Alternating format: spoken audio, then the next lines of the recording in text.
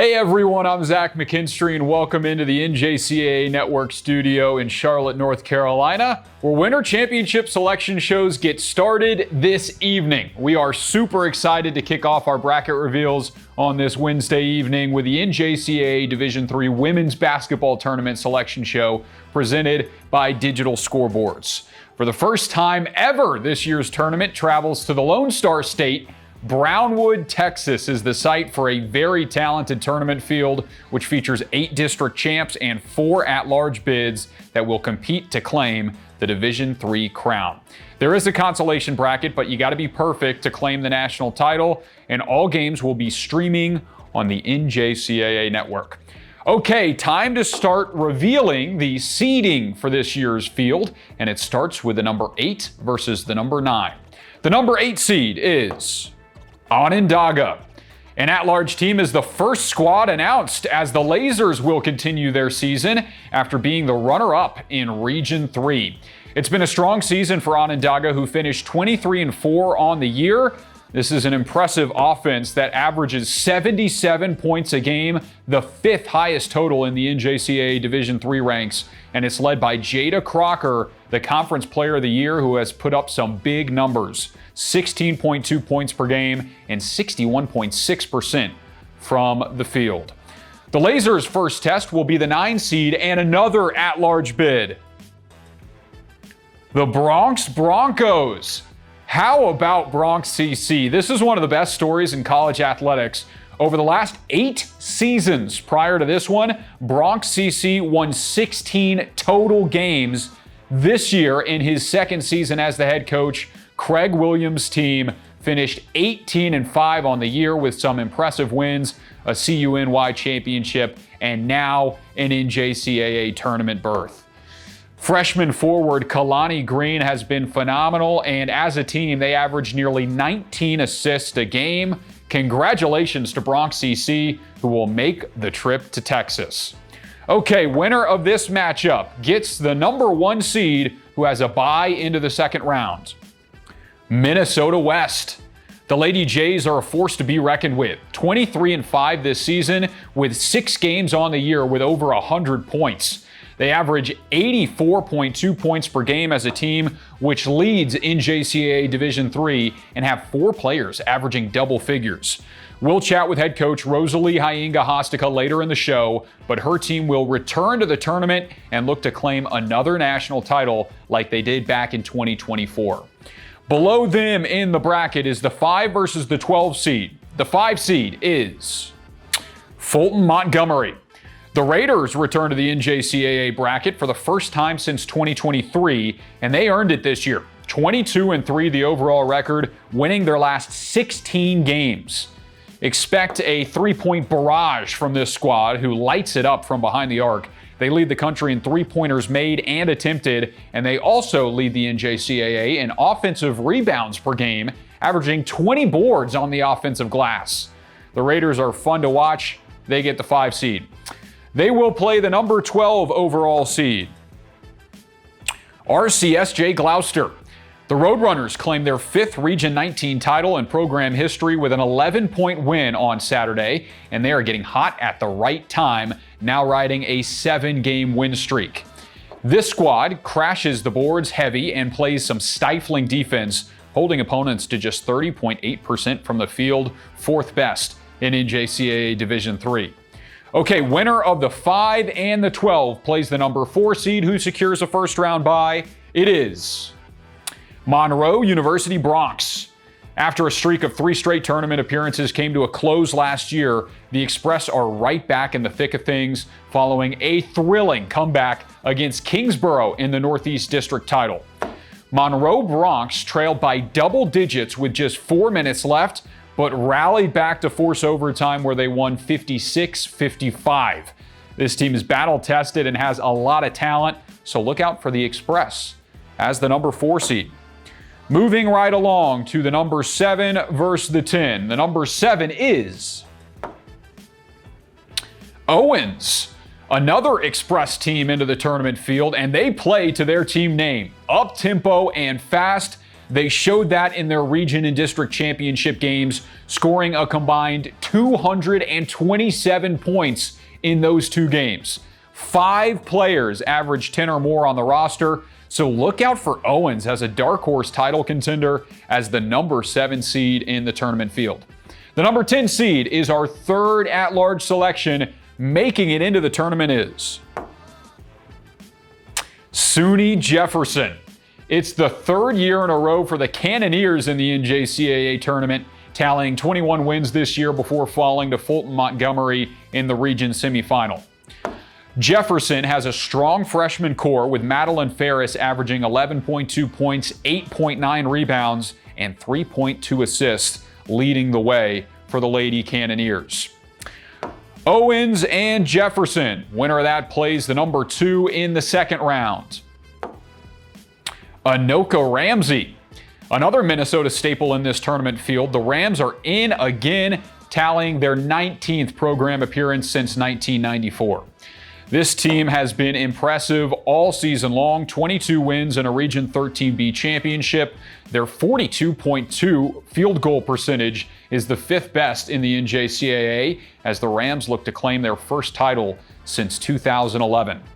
Final 3 teams yet to be seeded. It's time to reveal the final at-large selection, continuing their season as the number 6 seed is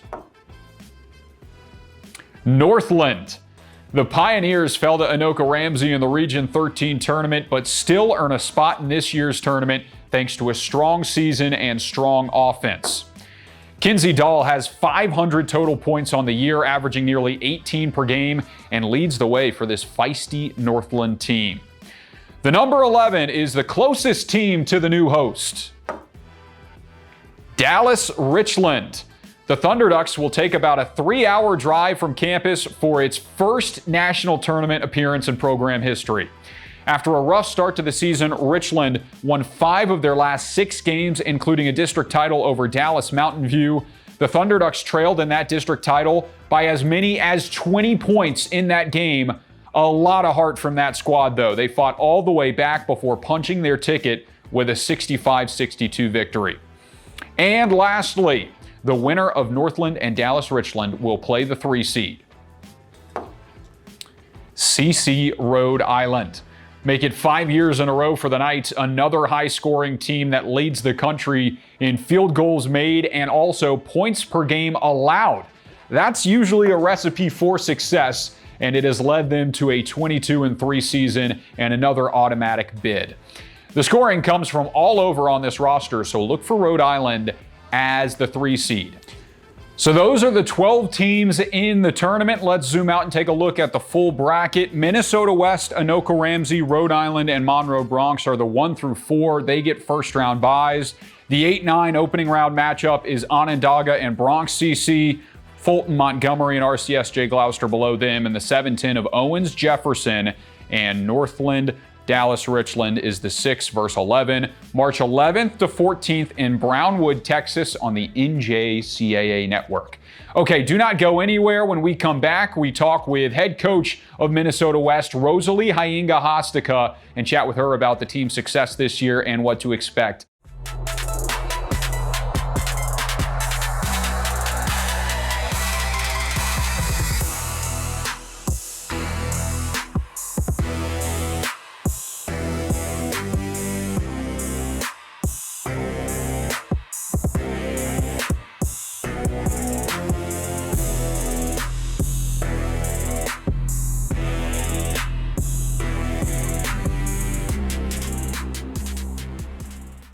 For the last 87 years, the NJCAA has provided academic and athletic opportunities to thousands of student athletes. However, several rules make it more challenging for 2-year college transfers.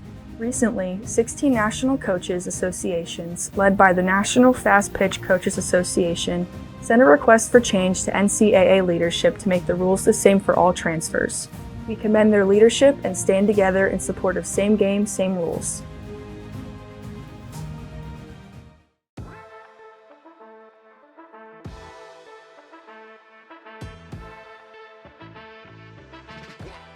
Hello, everybody, and welcome back to our NJCAA Division III Women's Basketball Selection Show presented by Digital Scoreboards. We are joined now by the head coach of the #1 seed Minnesota West. It is Rosalie Hainga Hostika. Coach, thank you so much for joining us, and congratulations on that #1 overall seed.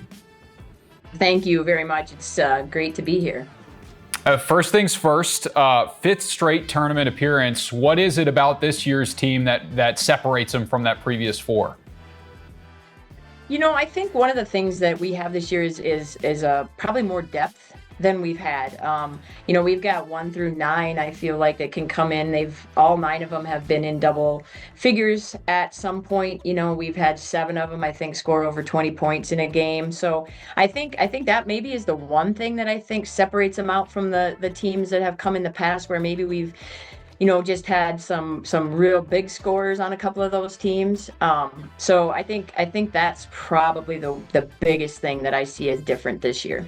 Yeah, it's a great segue I was going to bring up. So the #1 scoring team in NJCAA Division III, and it seems like with the roster depth all over, the scoring can come from pretty much anywhere. So what's the leadership like on a team like that? Is it kind of a leadership by committee type deal? And we've got 4 sophomores who were there last year, and I think they were pretty disappointed in how things ended last year. And so I think those 4 definitely have been the key to the leadership. But I think the biggest thing is, you know, buying into just the team concept of things, because sometimes it's hard, you know, when you maybe have some kids who are capable of averaging over 20 points, but I think that they've been very willing to just say, hey, this person's got the hot hand this game. And I think that goes along with, you know, how many team assists we have too. I think if you look at us, I love that we're top in scoring, but I also think that I'm pretty proud of the fact that we average, you know, a pretty high amount of assists. And I think that always says a lot about your kids and how they buy into that team concept. Gotta love selfless basketball. The opportunity to leave Minnesota, the tournament out of Minnesota for the first time since pre-COVID. How excited are you all to be traveling to Texas and get the team on the road? Yeah, it's exciting. It's a little more stressful, I'm going to tell you that. It's a little harder to get there. I think, you know, being in Minnesota was terrific for us because we had a great crowd. Getting there was, you know, pretty simple. We were comfortable with the gym and the city and all of those things. So going to Rochester was never glamorous for us because we're there twice, you know, all the time. So I think this is just adds a little level of excitement for the players to be able to, we're going to hop on a plane. Some of them haven't flown a whole lot, you know, and so I think being able to go to Texas and that kind of environment is something that just adds it maybe to the next level of excitement getting ready for it. Yeah, well, that's all I had for you, Coach. Are there any final thoughts on the tournament or on your team before we wrap up? No, you know, we're just excited. As always, we're excited to be there. We're pretty honored to be the #1 seed. We know, you know, that puts a target on your back, but we just feel excited to be there, and you know, we know it's great competition, and we're just really looking forward to it. Well, best of luck, Coach. I can't wait. It's going to be a lot of fun in Brownwood, Texas in just about a week. So thank you so much for joining us. When we come back, we get to talk with the committee chair to talk about the selection process and everything that went into it. So don't go anywhere. We're back in a moment on the NJCAA Network.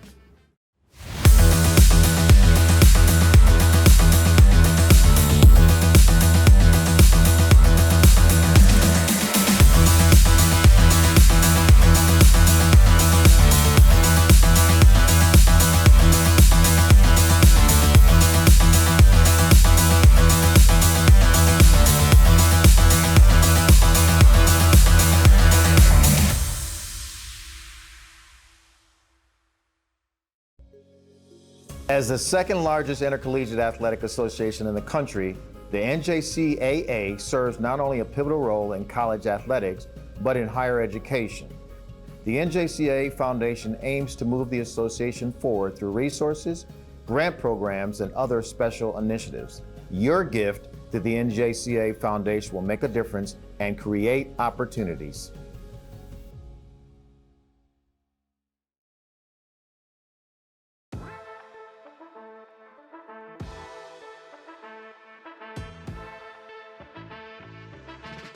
Hey everybody, welcome back to our NJCAA Division III Women's Basketball Selection Show. Joining us now is the committee chair, Mr. Justin Hoyt. Thank you so much for hopping on with us. Thank you for having me. I appreciate it.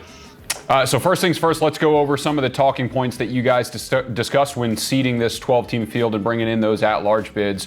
What were the big points of contention, if any, in this year's selection process?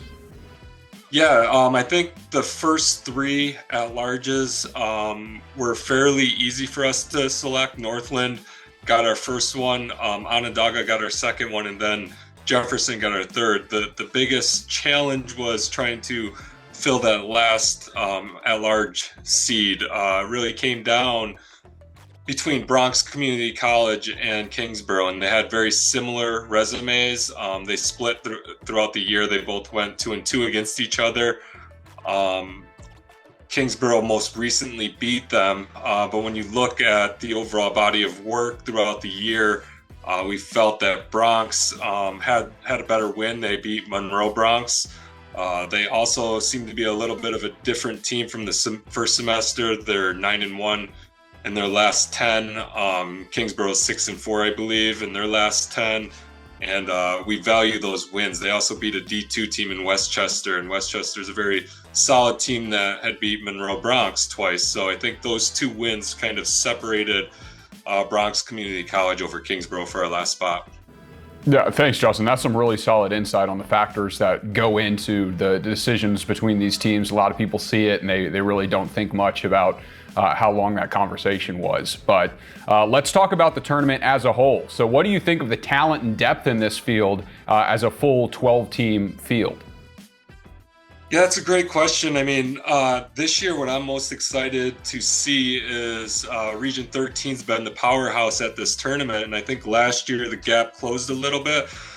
Jefferson ended up making the finals out of Region 3. They beat Minnesota West, and they have 3 teams in it. Region 3 has 3 teams in it. You have teams like CCRI and Monroe Bronx that have played great throughout the year with tough scheduling and some really big wins. So to see if some other teams can compete with with the Region 13 in this championship and see if that gap is going to close even more. But I think it's going to be overall a very competitive tournament from top to bottom. We have some really 12 of the best teams in the nation that'll face off. Yeah, and then when you talk about the new host as well, Brownwood, Texas, it's the first time moving away from Minnesota since pre-COVID. So what's the excitement about these teams going down to Texas to play in this tournament? Sure, yeah, Minnesota did a great job hosting the tournament. We are excited to bring this down to Brownwood. They have been tremendous to work with so far. I am very confident that they're going to put on a great experience for our student athletes and coaches. Their venue is amazing. The banquet is set up to be fantastic. They have a players lounge right across the street from the venue. So I'm really looking forward to our student athletes and coaches visiting this new facility this year. All right, that's all I had for you, Justin. Any final thoughts before we wrap this up? I'm all set. Thank you very much. I appreciate it. All right, Justin Hoyt, everybody. Thanks so much for joining us. And stay with us. We'll be back in a moment after this quick break to recap that total field before we get started next week. So don't go anywhere. We're back in a second on the NJCAA network. Good morning. Why so serious? Great shot. Car's 250. You got it. Greenside bunker, land short. Trust your line. There's plenty of green. Breaks towards the water. Lots of coaching today, huh? We're one up. When you strive to be the best, you need the right insights. Zurich has insurance solutions and risk strategies to help prepare your business for tomorrow. For the last 87 years, the NJCAA has provided academic and athletic opportunities to thousands of student athletes. However, several rules make it more challenging for two-year college transfers. Recently, 16 national coaches associations, led by the National Fast Pitch Coaches Association, sent a request for change to NCAA leadership to make the rules the same for all transfers. We commend their leadership and stand together in support of same game, same rules.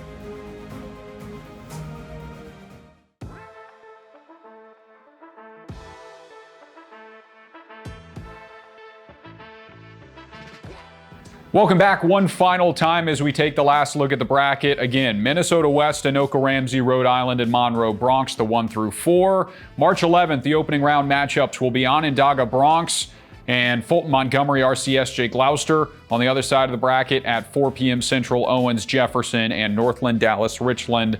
Beneath them is the 6 versus 11. Really excited for this tournament. There's a lot of talent top to bottom, and can't wait to kick things off in Brownwood, Texas for the first time in this tournament's history.